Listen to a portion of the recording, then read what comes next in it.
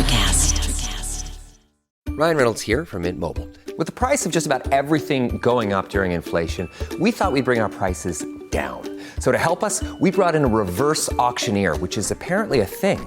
Mint Mobile Unlimited Premium Wireless. How to get 30, 30, bit to get 30, bit to get 20, 20, 20, bit to get 20, 20, bit to get 15, 15, 15, 15, just $15 a month? Sold! Give it a try at mintmobile.com/switch. $45 up front for 3 months plus taxes and fees. Promo rate for new customers for limited time. Unlimited more than 40 gigabytes per month. Slows full terms at mintmobile.com. Whoa. Landing an account this big will totally change my landscaping business.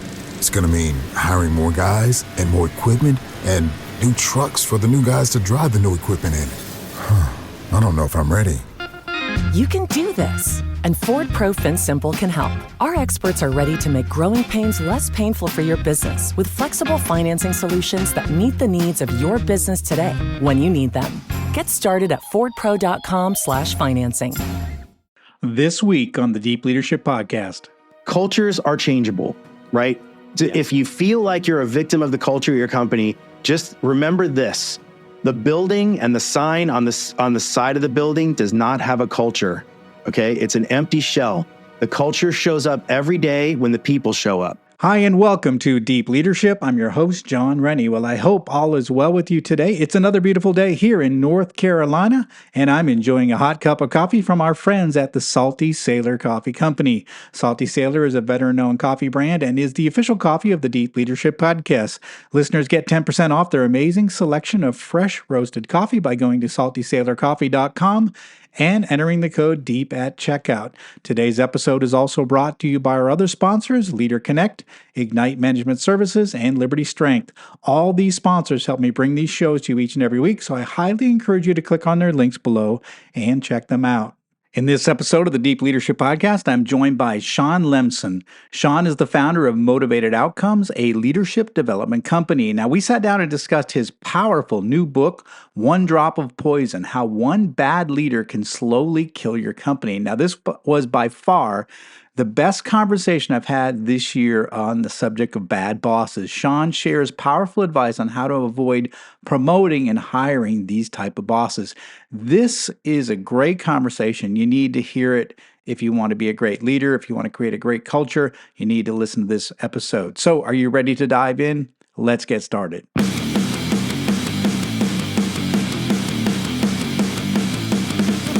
Welcome to Deep Leadership.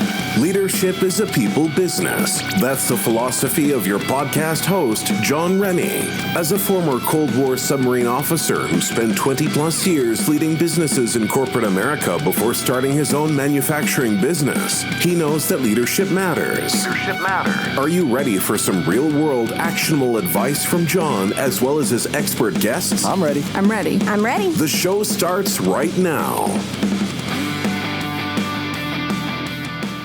Welcome to the Deep Leadership Podcast. Today I'm joined by Sean Lemson. Sean is a leadership expert and an executive and team performance coach. He is the founder of Motivated Outcomes, an organization devoted to improving performance, engagement, and leadership in today's organizations. He founded this company with one single mission: to help make work a place people want to be again.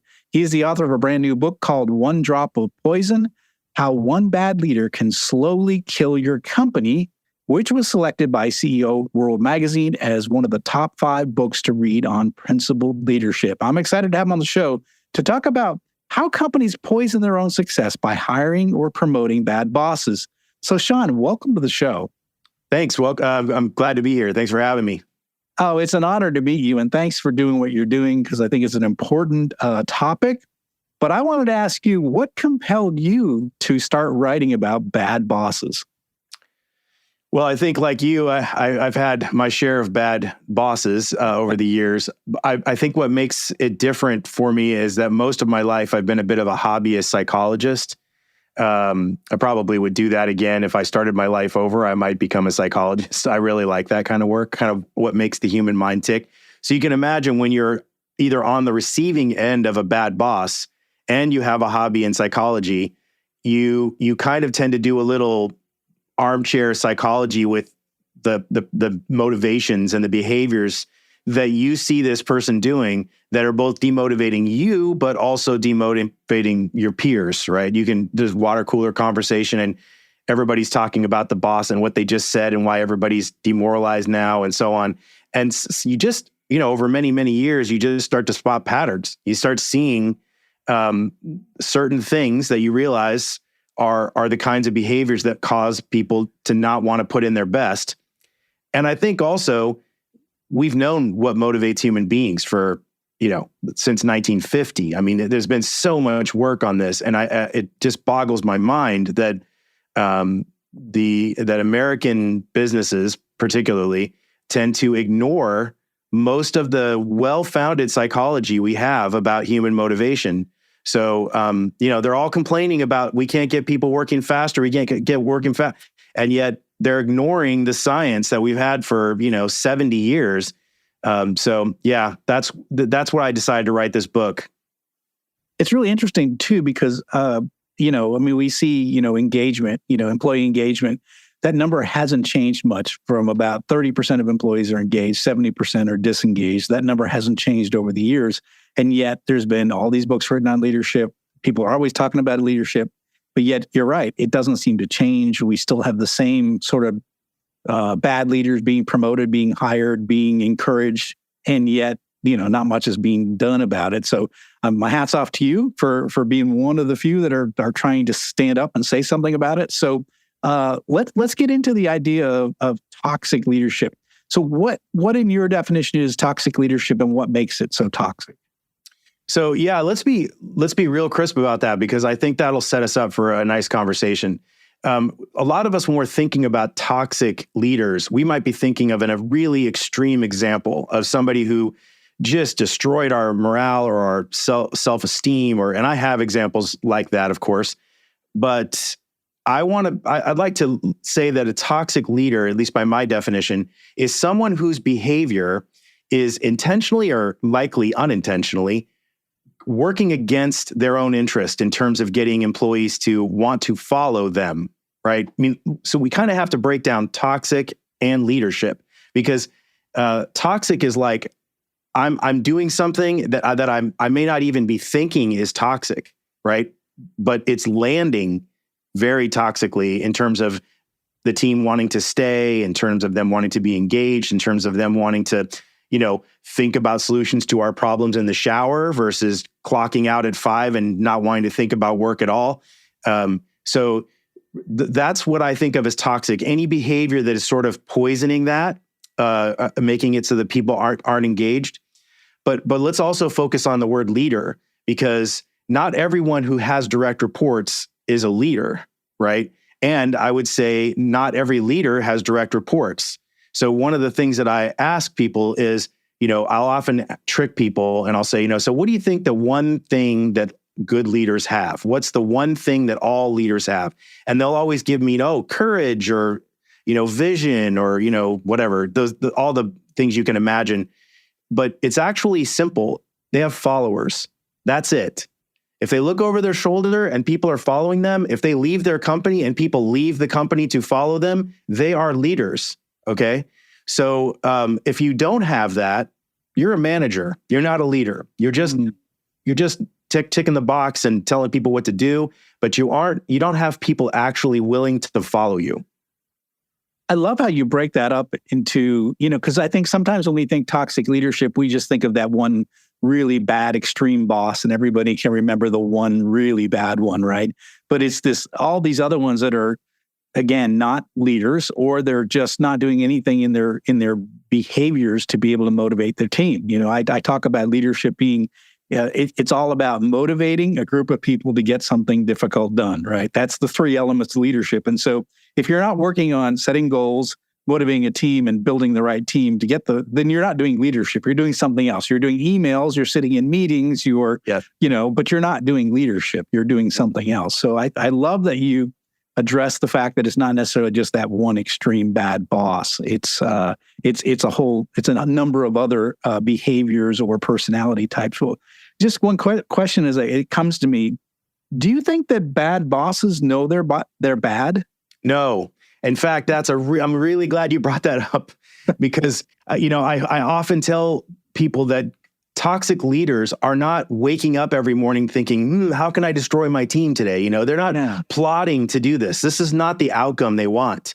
Most likely, they have a mindset about leadership, which we can definitely talk about and should talk about, because I think it's a key part of how people behave in their leadership positions. But people have a mindset about leadership, and they have goals and objectives that have been given to them by their company, their culture, whatever.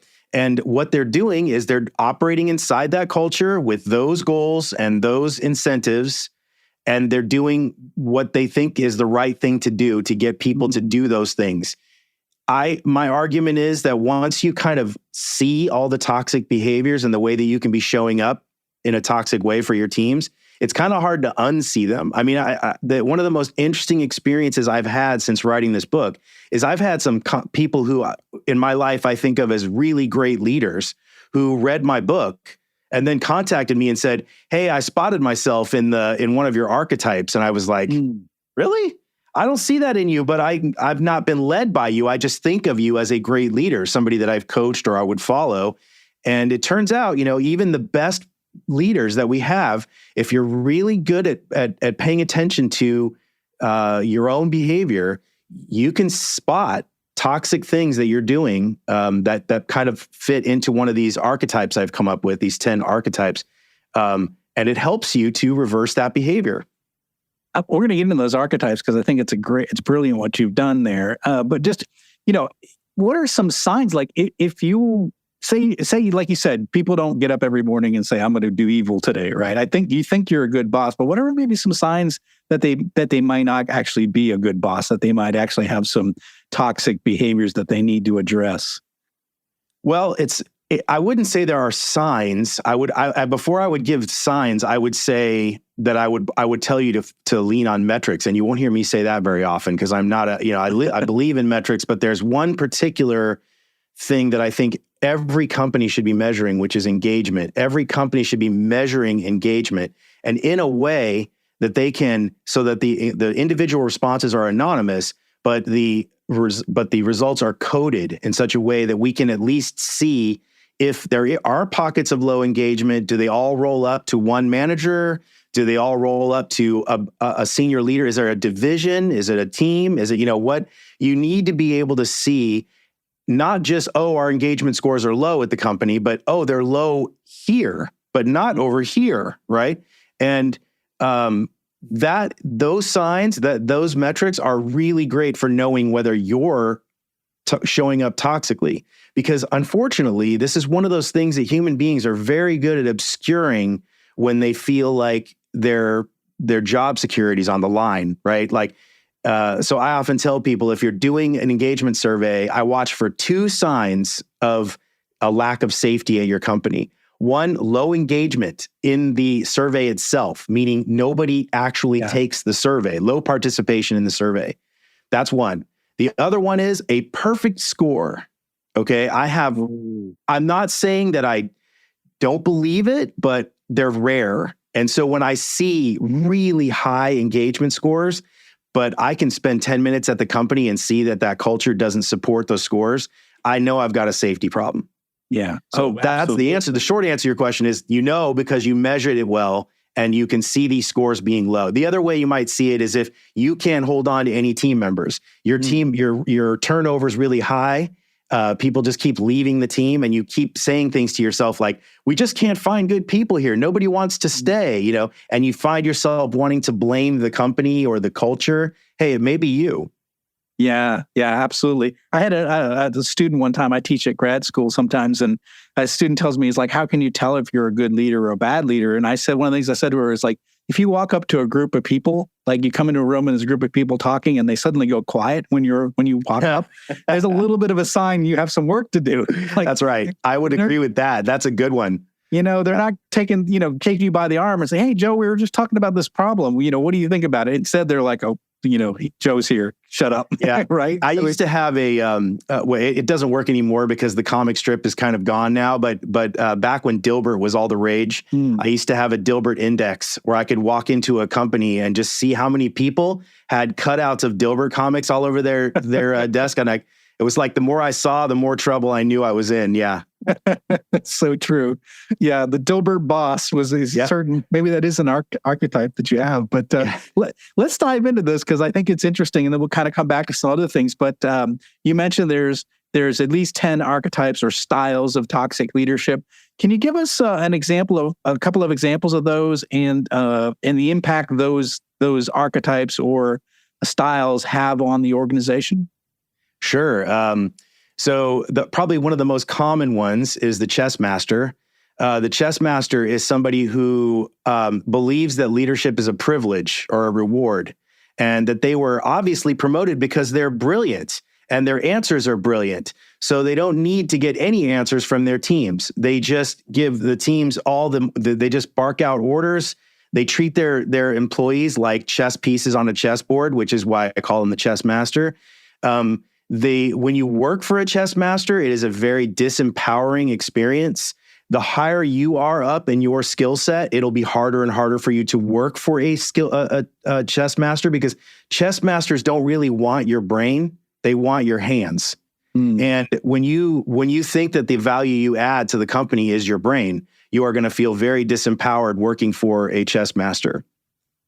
So that's probably one of the most common ones. And it's cultural also, because depending on where you were raised, there are certain cultures that do treat leadership as a privilege. And, and so if you were raised in those cultures, you can take that with you into your leadership mindset. And that's what we can talk about that too. But a quick question on that, because that's one of the things that I can't stand, because I started my career as a naval officer on a submarine, and submarines are a unique military environment in that the officers and senior enlisted didn't get a lot of special privileges. We were all in a metal tube under the ocean for months at a time. So I can't stand people who expect special perks because they are the leader. And so one of the things I do when I come into a company, when I take over, is I get rid of a lot of the perks. Like one of the ones is special parking. Like that's the first thing I do when I walk in. I'll paint over all of the management parking into and open it up for employees. And I do it on purpose because it signals like I don't want chess masters. I am not a chess master. I am here. I have a job just like everybody else. Mine might be different than yours, but I'm not better than you. And that's right. And that's one of the things that frustrates me about that. So I like that you pointed this out, because I've seen a lot of managers like that. They believe the perks are why they became a leader in the first place, not to make a difference or to impact an organization. It's because they want the perks of the job. Yeah, and I would say that if this topic interests your listeners, they should read the book The Motive from Patrick Lencioni. It's probably one of his best books. I remember listening to a podcast interview he did when that book came out, and he said, this may be my most recent book, but I wish it was my first, because it's the most important part about leadership, which is, what is your motive for leadership? And when I'm working with chess masters and trying to get them to finish or to change, I will ask, what's your motive? Right. And we really do tackle their motive to figure out if that's the right motive and can they change that motive? Yeah. I always say that. And that's one of the things I say in my books too, is if you want to be a leader, first ask yourself why. Why to be there. And the best leaders, I think, they become leaders because they want to make a difference. Not that they want to make money or they want the job or the title or the perks or the corner office. They want to make a difference. And they feel like the best way they can make a difference is being in that kind of, senior leadership role. Yeah, and I would even say that this is one of those insidious ways that companies can poison themselves. They can create no career path for individual contributors that gets them more money and still allows them to be an individual contributor, right? So, for example, if you limit the number of these upper echelon positions that people can work themselves into, then what'll happen is they'll jump from individual contributor positions to leadership positions just to get the money. They don't have any interest in leading anyone. They just want the money. And that's how we end up with a lot of toxic leaders in companies, from just that one HR policy, or it could be finance. It's usually between the two of them, that limits this role or limits the pathway of somebody financially who's an individual contributor. Yeah, thank you for bringing that up. It's a big issue. And too many companies don't have a path for individual contributors. So thanks for bringing that up. I really think it's a big part of it. So any others that you want to mention?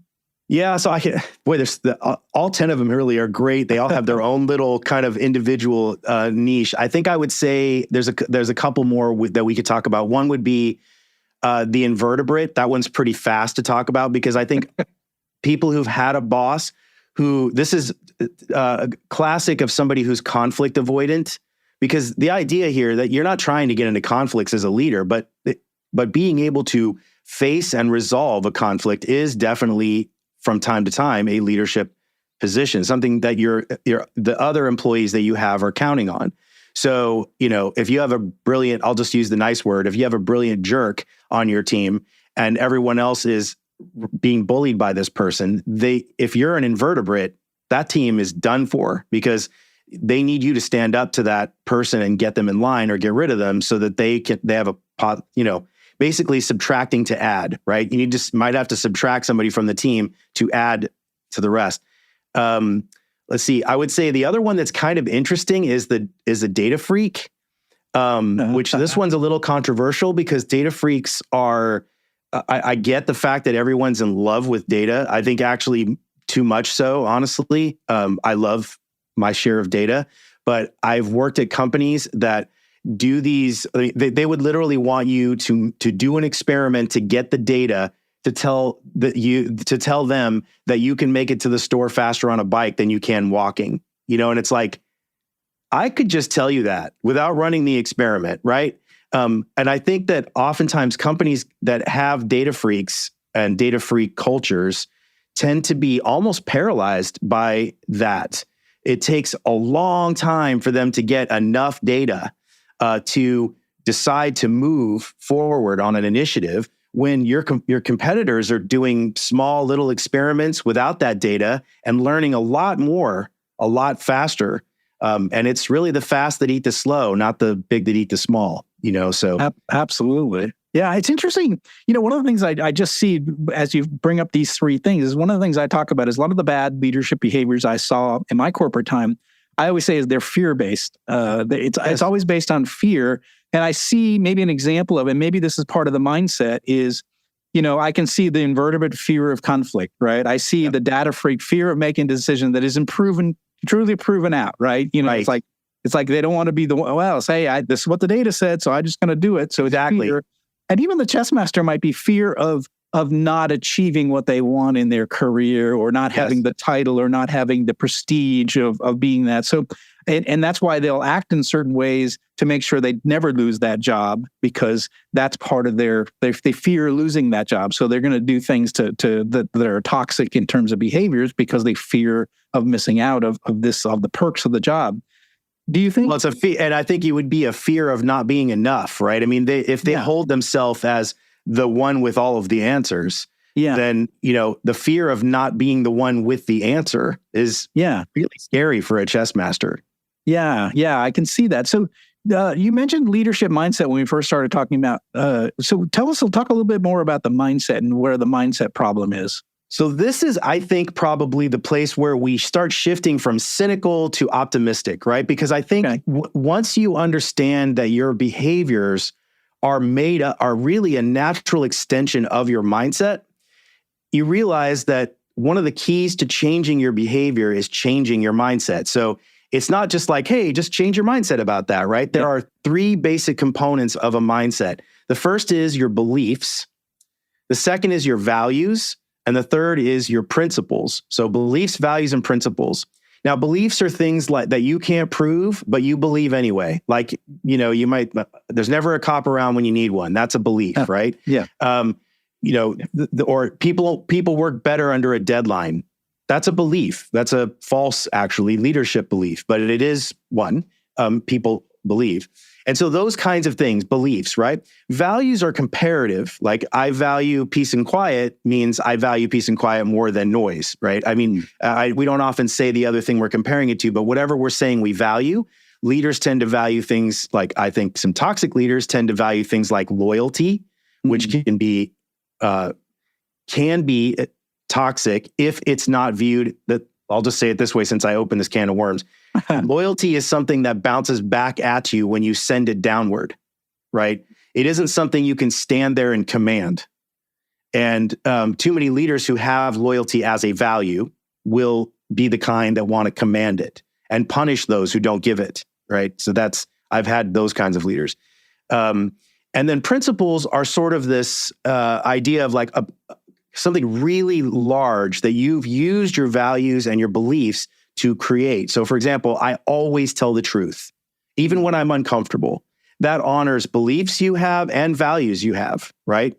And you've kind of summed it up with some statement. We don't have principles for everything in our life, but we have principles for large chunks of things about telling the truth, about how we treat others with respect, or how we expect to be treated the way we treat others, the golden rule, right? So when you put those three together, they make up a mindset. Now, here's where behaviors come into play.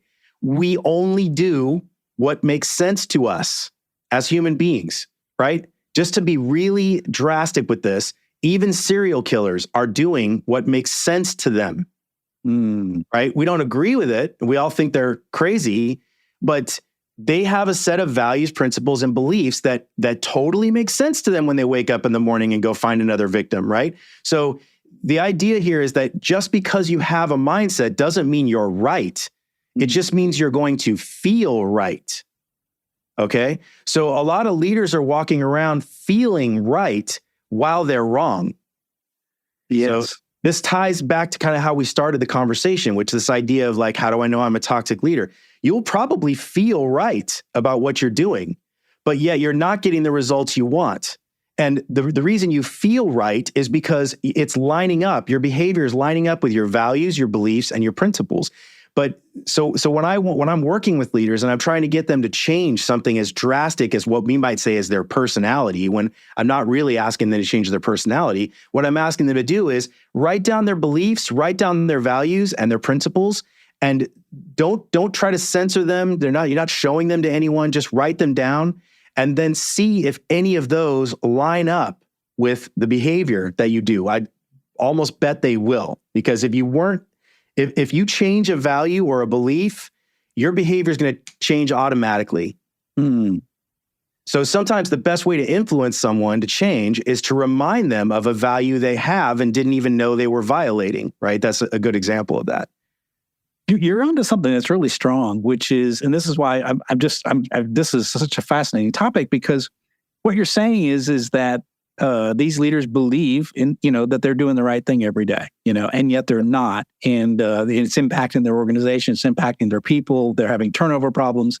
One of the question I've been struggling with since I even started this podcast 4 years ago is the people that listen to my podcast, the people that read my books, they're good leaders already and they want to they're working to get better. It's the people that are not good leaders, that are not reading leadership material, they're not trying to get better.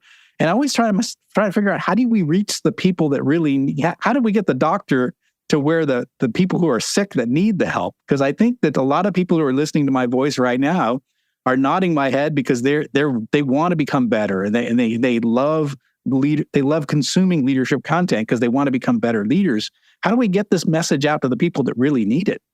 So that is the reason why I wrote my book. Because if you ask why, sure, there are 1,000 books on the market about leadership, right? I'm both trying to talk to the people that you're describing, people who are curious about their own leadership, or is my leadership good or bad, and can I spot it through these behaviors Sean's talking about? But also, we have to take a look at what is bad leadership from the perspective of the CEO, right? Let's start at the top. And maybe even higher, the shareholders, if it's a public company, right? What we ask of our leaders, I say it this way, sometimes your best leader, if you're the CEO, the people you think of as your best leaders are actually terrible leaders. And the reason that is because what you're rating them on is their ability to meet your objectives. Those objectives are probably financial and quite dehuman by that point. Right? Like, did you achieve the initiative that we said you were going to achieve? Did you achieve it under budget and on time? Fantastic leadership, Bill. Good job, right? But it's actually, if half of Bill's staff wants to quit now, after that, then we don't have a great leader in Bill. And that's the problem. This is the reason why those people don't get help, because they are being praised by their very financially oriented incentives and objectives. And they never circle back and say, yeah, it was great that I did this, but half my team quit after I did it. So maybe I need to find a better way to do it. Yeah, you've nailed something. And this is something I've also come to terms with, is that we actually measure success in leadership by the view of your followership. So we see how great you are as a follower, and we promote you because you're a great follower, not necessarily that you're a great leader. Yes. And yeah, you just nailed it. That's something I've been noticing as well. Yeah. And I actually worked for a peacock, which is another one of our archetypes. A peacock is somebody that spreads their feathers to their bosses. So they put on great dog and pony shows about how great everything is, and it's all because of their brilliant leadership. But if you just look behind them, nobody wants to work for them, right? They're just poisonous to their own organization. That's a peacock. And I worked for a peacock, and I had this exact problem. I had someone that didn't see the value that I added. And it was very disempowering to work under the shadow of these feathers, as I would say. Yeah. So yeah, it's the archetypes are quite revealing when you look at them. You might see spots of yourself in there. And one more thing I was going to mention about the peacock, which is that behavior, the peacock behavior, doesn't work if the leaders above the peacock don't let it work, right? So like you just described, right? So if this peacock that I'm referring to had gone to their leader with this big dog and pony show and said, look at this, all these brilliant wins we've gotten here, right? If I was the leader, I would say, these are really nice. However, your engagement scores are some of the lowest in the company. So, right, like I'm glad that you're getting these wins, but if 50% of your staff wants to quit, that's actually going to cost us more than it would be to gain whatever we're gaining from these wins you're showing us, right? It's not good enough that you got the wins. You have to get us the wins with people who want to be here. Yeah. Well, especially now, I think right now, retaining talent is a major issue for corporations and companies, because you can go off on your own. You can start your own business. You can, there's no problem with having multiple jobs within 2-year time frame, right? These things are not problem anymore. So people are going to leave if they're not feeling like they like who they work for or what they stand for. So yeah, if you're just, your talent is leaving the company, and even if you're achieving goals, you're not going to do it for very long. Well, and the really tragic part about what we're talking about right now is the two things are not mutually exclusive. Yes. Right? Like you get all that performance that you were rewarding that leader for, you'll get that performance and happy employees. Or you could just command the performance and forget about them being happy. Why would you do that though? You could get a 2 for 1. If you take care of everybody, they'll give you the performance without you doing anything.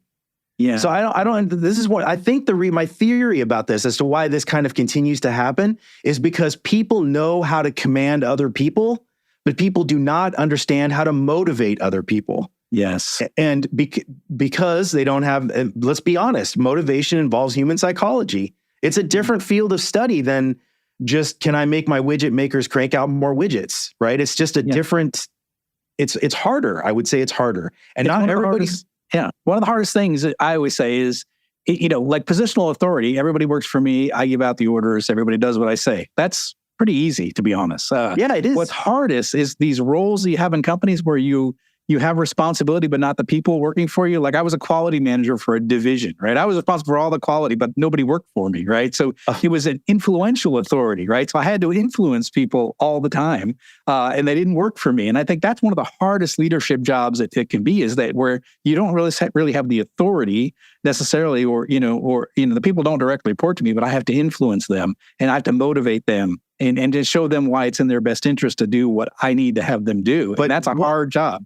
John, what an interesting setup for how to make a great leader, though, because honestly, even though now you're the CEO of the company, you still act as if you don't have authority. You don't tell people, right, what to do every 5 minutes. You're still asking them, you're still influencing them to do the work well. So what a great forcing function for you to learn how to do that. Yeah. Yeah. Isn't it interesting? So maybe that's what we need to do more of, is give people those kind of roles where they have to be effective. You have to learn influencing skills. Yes. You have to learn how to motivate people. Yes. That don't work for you. Right. Yeah. So one of the hardest things to do, I always say, but I think it's important that you learn those skills because eventually people will work for you. And like you said, how do you motivate them? That is I spend a lot of time in the book talking about like how to find the fire in one of your employees and connect it to something you need. So it's like, oh, you've got a fire for maybe you're a hobbyist photography, you're a photographer. We have a need for that over here, right? And so how do I help something that you have a fire in? That's happened so many times in my career where some hobby that I have is something that I offered in a time of emergency, something the company needed. Like, for example, I used to be a database designer many, many years ago. Sometimes the company needs a rapid database put together to track a hot project they're working on, and there was nobody to do it. And I would say, well, I could do it. And you can? Yeah. And then I would just go do it. And I was the happiest employee. These are not people, I didn't feel manipulated at all.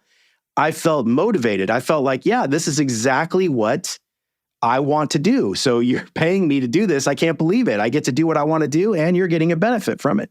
Fantastic.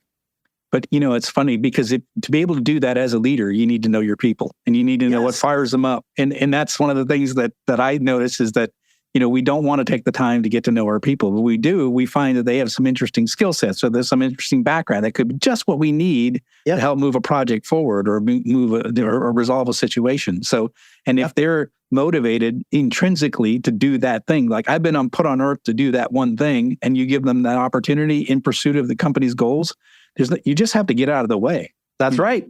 Just connect this lightning bolt to that receptor and get out of the way. Exactly. Yes. Yeah. Yeah. Well, this has been really powerful, Sean. I really like this book. I really like what you're doing. What final message would you like to leave with our listeners about this topic? I would say just two things, right? One, cultures are changeable, right? If you feel like you're a victim of the culture of your company, just remember this. The building and the sign on the side of the building does not have a culture, okay? It's an empty shell. The culture shows up every day when the people show up. So, think of it that way. You're not a victim of your culture. You're co-creating it every day. The behaviors you allow and disallow and encourage and discourage are the ones that form the culture of your company. So lead by example. Be the growth person you're hoping to be. Read a book like mine or other ones like it. Look for the behaviors that you might be doing wrong and try to change them. And then the second thing I would tell people is that the thing we just said, I want to leave people with the idea that these are not mutually exclusive, that a people-centered culture is going to get you all the performance you could ever want from your employees, right? You're just not going to have to worry about it. You have to worry about getting them to be in the right mindset and want to be where they are. And once you do that, you'll get the performance and your bonus and all the other incentives. I love that. It's such an important lesson. I wish more people would talk about it, more people would hear that message and learn it. It's about the people and the mission. Your job is not just the mission. Your job is not just the people. It's the people and the mission. That's right. And if you can put those two together and you get people motivated to do what they love to do in pursuit of that mission, life can get really good. They're not mutually exclusive and you can do them together. Such an important lesson. This is such an important book. One Drop of Poison is your book. How can people find out more about this book and your company? So you can link up with me on LinkedIn. It's Sean Lemson, and it's Sean spelled like Sean Connery, SEAN. And you can also visit my website at motivatedoutcomes.com.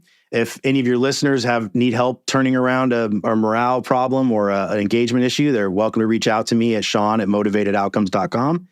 And also, folks can check out my YouTube channel, which I'm just getting started. So it's not I'm not a big content creator, but I do have a lot of stuff up there that I'm working on, and all things about team performance and leadership performance. And I'm making a video for each of the archetypes, for example. I'm still working through them, but they're going up there. So good stuff on the YouTube channel. Outstanding. We're going to put links in the show notes for all of Sean's resources. Sean, this is powerful. The stuff that you're talking about is really essential. And again, I'm talking from a 30-year perspective of a practitioner. I'm working on a PhD in leadership. I understand this stuff. I've been doing it my whole life. And you're talking about some really important things. Listeners, I highly encourage you to go out there and get this book, One Drop of Poison. This is going to be a difference maker in your life, because just understanding what these archetypes are and some of the behaviors and the motivations behind that, the mindset behind that, is going to help you make sure that you don't have any toxic elements in your leadership. Make sure you can be more effective. Clean that out. Get that worked on. And again, this might be the perfect book to anonymously give a bad boss that you have. I would highly recommend Sean's book for that purpose. And I may do it. Listeners, if you have a bad boss, give me a DM and we'll talk. We'll get Sean's book out to your boss.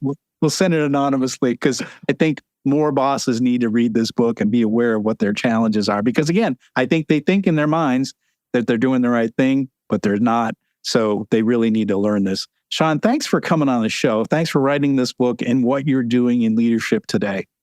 Thank you very much for having me. It was a great conversation. I really appreciated it.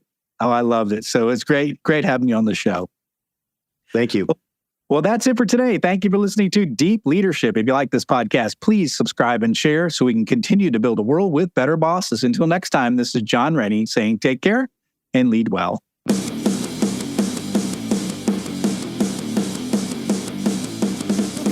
Thank you for listening to Deep Leadership. Thank you. Thank you.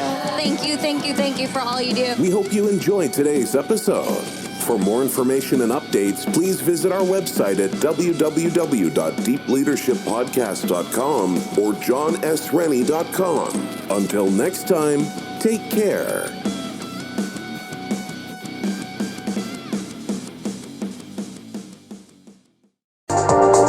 Welcome to Sarah Talk Solutions. Ladies and gentlemen, you've tuned into a bit of a different type of show. I'm Sarah B and I'm your host. You can find me on my IG, which is Aussie_Sarah_LA. I talk about amazing, relevant conversations and topics and what functions that goes on in this magical, wonderful, wonderful city of the City of Angels. My IG, which is Aussie_Sarah_LA. Electric acid. Welcome to Ringside with Ray and Prince. My name is Ray Leonard Jr. Oh, is that the set? No, that's just my dad. My name is Prince Daniels Jr. Daniels again with a big home touchdown. On this show, we come to humanize athletes, entertainers, business executives. We're going to see what makes them tick. Tuesdays, 10 a.m. Pacific time on Spotify, Apple, Amazon, and wherever you get your podcasts. We'll see you there. Peace and power. Electric acid.